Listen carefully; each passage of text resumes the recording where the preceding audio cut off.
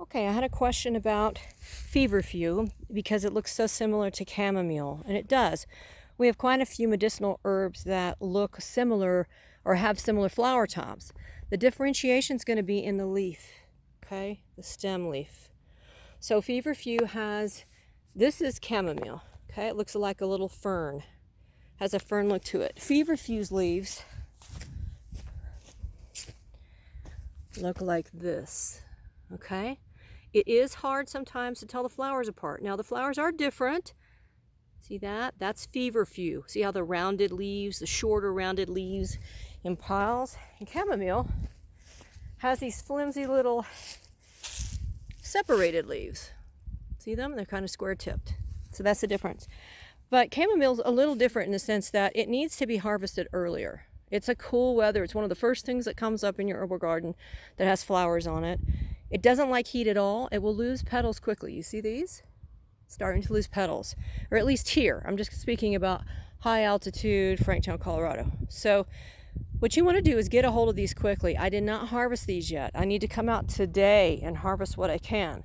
And the cone middles, they contain, what we need also.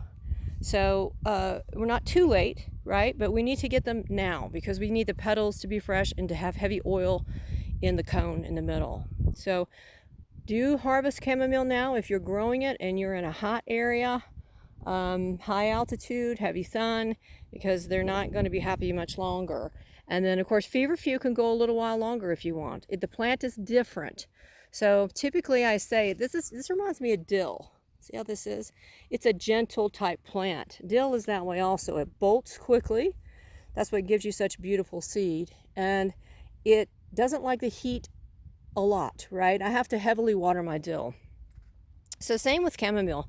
The bolting, quote, bolting for this particular plant is going to be that it loses its leaves and it will lose its cone and it will dry out. It'll look more like the dry base of this, right? So you want to do it as soon as you can.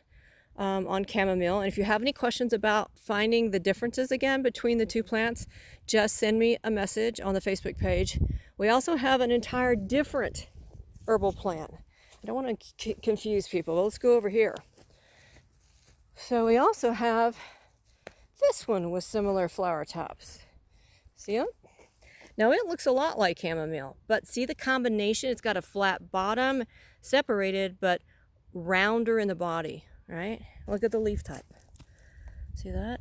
So we'll go over this herb later. I don't want to confuse people. This is not one that many people probably will grow or know much about. So we'll wait on that one.